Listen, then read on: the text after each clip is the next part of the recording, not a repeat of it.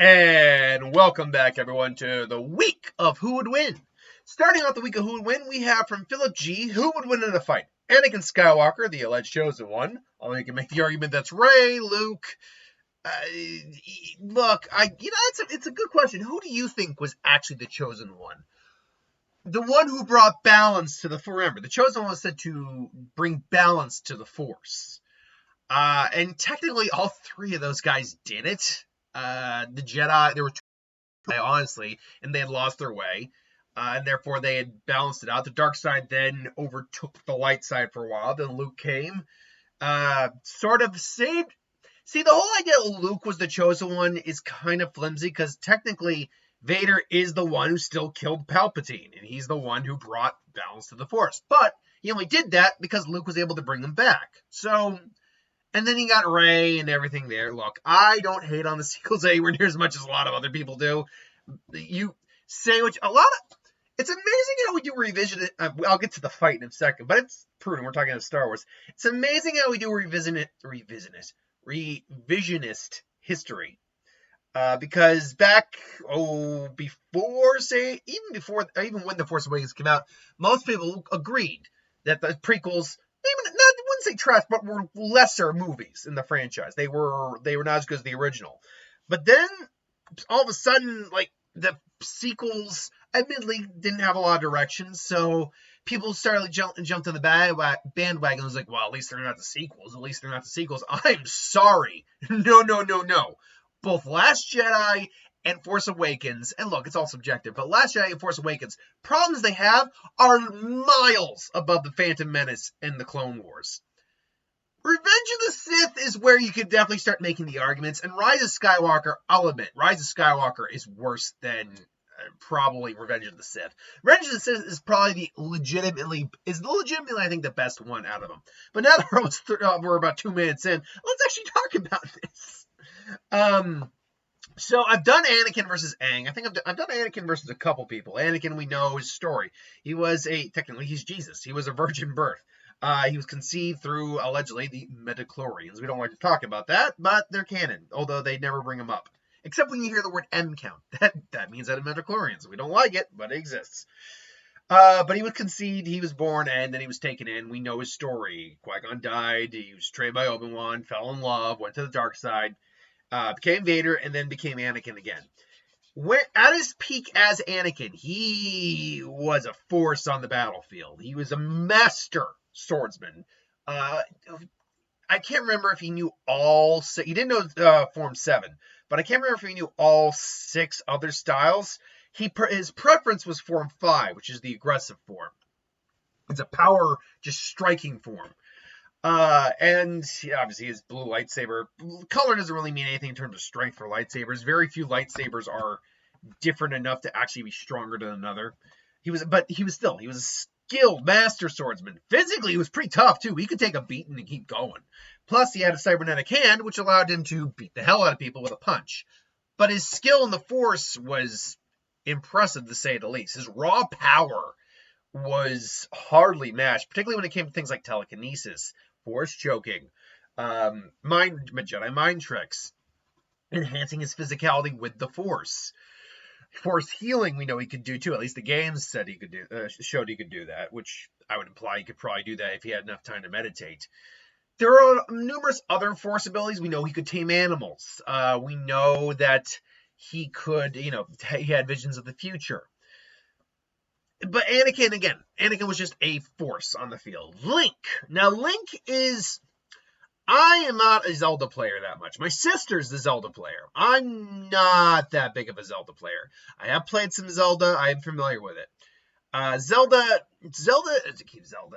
Link, I'm gonna try not to do that because that's something a lot of people did back in the day. Would say, "Oh yeah, look, that's Zelda." No, it's not Zelda. That's Link. But the game's called Zelda. Yeah, so he's Zelda. No, that's not Zelda. Link is a constantly reincarnating hero of Hyrule, basically. In each game, he's not necessarily dead at the end of the game or whatever, but you're looking at different time frames, different storylines. He is a reincarnation of a great hero, and he keeps coming back, more or less. Just keeps reincarnating. But that's not to say he can't die. He just keeps reincarnating. Now, granted, I'm only on the Breath of the Wild wiki, but Link has had multiple abilities over the course of the entire series. Multiple. God knows how many weapons, swords, shields, arrows, spears, you name it, he's pretty much had it. His go-to, obviously, is the Master Sword, which, by all accounts, is indestructible. You cannot break it. At least not by any conventional means. It will lose its punch after a while, but will gain, it won't really do much damage after a while. Can't break, but won't do much damage. In at least Breath of the Wild, he does have a couple abilities, including the ability to kind of lift himself up with a gust of air, actually revive himself. But these abilities need recharge. In fact, all of them technically require a recharge. There is something called Daruk's Protection Crystal, which is a red barrier, which protects him from all attacks and damage while up, as well as deflecting certain attacks back at the such as Guardian Beams. Should note the Master Sword can also shoot laser blasts.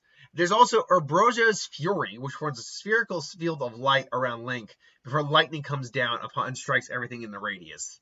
There's a couple ruins he has, which allow him to lift and carry metallic objects, basically with magnetic energy.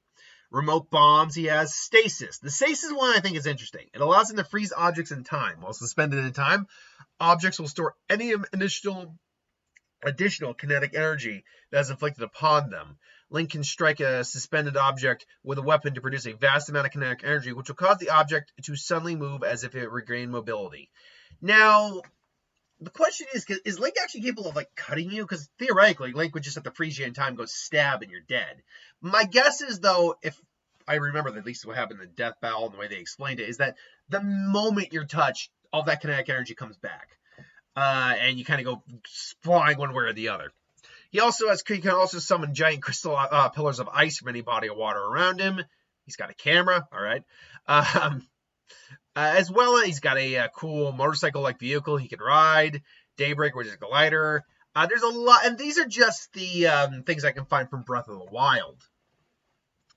Now, otherwise, finding everything else is a little tricky because you're talking about trying to composite as much of Link as possible. That's not easy to do. Now, I do remember also he can take on this giant avatar form in one of the games, which enhances all of his abilities. So, yeah, he's very versatile, and he can split into multiple versions of himself as well. I remember that as well. So, he's very versatile, a lot of magic, but a lot of that magic requires recharge as well. Once he uses it, he's not going to be able to use it again for a while, and he's not going to have the time, 12 hours to recharge in a straight-on fight to the death. So once that ability's used for a lot of this stuff, it's gone. So yeah, with Link, right out the gate, when I read all just those abilities, the one that stood out to me was the stasis. Because if it can work in the grounds of on the grounds that, all right, I'm going to freeze you, yoink, dead. If it works on those grounds, well then Link will win this fight. There's no doubt about it. But again, if my memory has served me correctly, and it could not be, please correct me, anyone who's playing Zelda a lot more than me, that's not quite how that worked. It's more like, no matter what you do, if you attack, you're going to just suddenly, all the kinetic energy is suddenly going to go send you flying, whichever way you kind of hit you. Because your kinetic energy is still working as you're stuck in time, as it's described. So, yeah, who would win this fight? The problem right out the gate I'm actually going to see for Link is that, as a warrior, they're both master swordsmen, and his master sword could even probably withstand a lightsaber. At worst, it'd be like Beskar, where it heats up with enough contact against it, but it's magical versus just durable, so probably it won't be destroyed. But that's the only thing Link has on his person. His shields aren't even that strong to withstand a lightsaber. The shields can be destroyed. That's the only thing he has that can withstand a lightsaber. And unfortunately, even though Link is an expert swordsman, Anakin has spent years on the battle. I'm not talking about just battle, in war. And it is literally, it's his weapon. As Obi-Wan said, this weapon is your life. Yes. I think in terms of swordsmanship, I think Anakin holds the edge in swordsmanship. then that brings into question all of Link's other abilities that he has to use to counter Anakin. And the problem with that is that most Jedi have near light speed reflexes, like legitimately. Anakin is a master pilot and can fly and dodge in almost like light speed level combat. He's got like light speed-esque reflexes with the Force and can be even heightened further.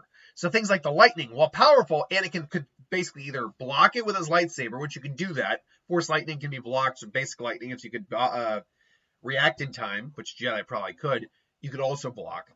Ice, Anakin's going to avoid that. The bombs, if he knows if Link can set them up properly, could be problematic. But the thing that Link's going to have to deal with over Anakin, even though he honestly has more versatility than Anakin does overall, is his telekinesis. He can put the crystal shield up, and that will stop attacks for a while. But it doesn't matter if Anakin just says, yoink, and just breaks, just crushes it with the Force. Or lifts the damn shield and just go yoink, and just takes him and just starts Force choking him. Or throws him around like a rag doll. Because, unfortunately, Link, as far as I can recall in Zelda games, and again, not a Zelda player, I'm doing this off of my memory of what I remember of the games that I've seen, or I've seen my sister play, or whatever. While telekinesis can kind of be used to like let individuals float and fly, I don't normally see individuals in that world use telekinesis for an offensive attack. Link, as far as I can tell, has no special defense against telekinesis. And Anakin's is top-notch telekinesis. So that's a problem too. Honestly, he could easily just pull the Master Sword right out of his hand and then just dual wield. Even so, at that point, the real only thing that Link has is the giant avatar form he takes, the giant Linky head forms. And as impressive as that is, we've seen Jedi take down way bigger foes, much more powerful foes than Link. That is the real crux of this, is that we have seen most Jedi, even weaker Jedi than Anakin, who are still powerful, take down more powerful foes than Link overall. While Link does, and yeah, should note, Link has the Triforce of Courage. Great. That doesn't really play a factor in this fight, sadly. If it was a Triforce of Power, that might be different. The Triforce of Power would give him a lot more extra energy and a lot more, power output. Unfortunately, he doesn't have that, so we're stuck with the Triforce of Courage, which is still useful, but just not really in this fight. So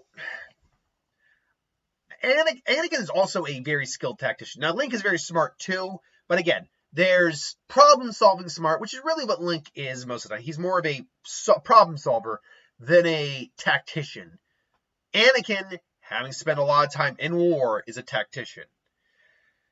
So that, again, on battlefield thinking versus solve the puzzle to get out of to find the gem thinking are two different types of intelligence. And honestly, I think Anakin would supersede Link in this fight.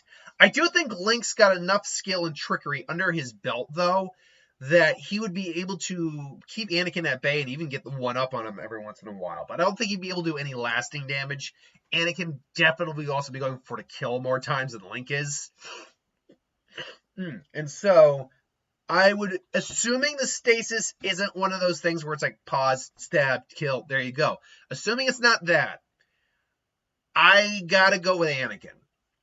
I think Anakin overall, even though his versatility isn't quite as impressive, his raw strength over Link, and particularly having abilities that Link is just not designed to counter, again, telekinesis, a lightsaber, the only thing that really saves him against the lightsaber is the Master Sword, and then he can just yoink the Master Sword right out of his hand.